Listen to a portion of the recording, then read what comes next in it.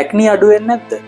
එහෙනම් මේක අනිවාර්යෙන් බලන්න. ඇක්නි වලට හොඳම එවිඩන්ස් තියෙන ඉන්ග්‍රීඩියන්ට්ස් පහක් තියෙනවා. පළවෙනි එක සැලිසිලික් ඇසිඩ්. මේක පෝස් බ්ලොක් කරන ඔයිල් සහ ඩෙඩ් ස්කින් සෙල්ස් ඉවත් කරන්න උදව් වෙනවා. ඒ නිසා බ්ලැක් හෙඩ්ස් සහ වයිට් හෙඩ්ස් වලට වැදගත් වෙනවා. දෙවෙනි එක බෙන්සොයිල් පෙරොක්සයිඩ්. මේක ඇක්නි වලට සම්බන්ධ බැක්ටීරියා සහ ඉන්ෆ්ලමේෂන් අඩු කරනවා. ඒ නිසා රතු වෙලා ඉදිමුණු පිම්පල්ස් වලට වැදගත්. තුන්වෙනි එක ඇඩපලින්.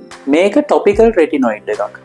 පෝස් බ්ලොක් වෙන එක වළක්වලා ඇක්නි ඇති වෙන එක අඩු කරන්න උදව් වෙනවා. හතරවෙනි එක ඇසිලෙයික් ඇසිඩ්. මේක ඇක්නි සහ ඉන්ෆ්ලමේෂන් අඩු කරනවා. ඒ වගේම ඇක්නි එකකට පස්සේ එන ඩාර්ක් මාර්ක්ස් අඩු කරන්නත් උදව් වෙනවා. පස්වෙනි එක නයිසිනමයිඩ්. මේක ඔයිලිනස් සහ ඉන්ෆ්ලමේෂන් අඩු කරන්න සහ ස්කින් බැරියර් එකට සපෝට් කරන්න උදව් වෙනවා. හැබැයි ඇක්නි ට්‍රීට්මන්ට් කියන්නේ ඇක්ටිව්ස් විතරක් නෙවෙයි. ජෙන්ටල් ක්ලෙන්ස් එකක්, මොයිස්චරයිස එකක් සහ බ්‍රෝඩ් ස්පෙක්ට්‍රම් සන්ස්ක්‍රීන් එකක් තියෙන ස්කින් කෙයාර් රුටීන් එක ඉතාමත් වැදගත්. මේක ස්කින් බැරියර් එක ප්‍රොටෙක්ට් කරන්න, ට්‍රීට්මන්ට් වල ඉරිටේෂන් එක අඩු කරන්න, ඒ වගේම ඩාර්ක් මාර්ක්ස් තවත් තද වෙන එක අඩු කරන්න උදව් කරනවා. හැබැයි ඕවර් ද කවුන්ටර් ප්‍රොඩක්ට්ස් පාවිච්චි කරලා ඇක්නි ඉම්ප්‍රූව් වෙන්නේ නැත්නම් ප්‍රොඩක්ට්ස් මාරු කර ඉන්නේ නැතුව සම පිළිබඳ විශේෂඥ වෛද්‍යවරයෙකුට පෙන්නලා හරි ට්‍රීට්මන්ට් එකක් ගන්න ඕනේ. සයන්ටිෆික් විදියට ස්කින් කෙයාර් ගැන දැනගන්න ෆලෝ කරන්න.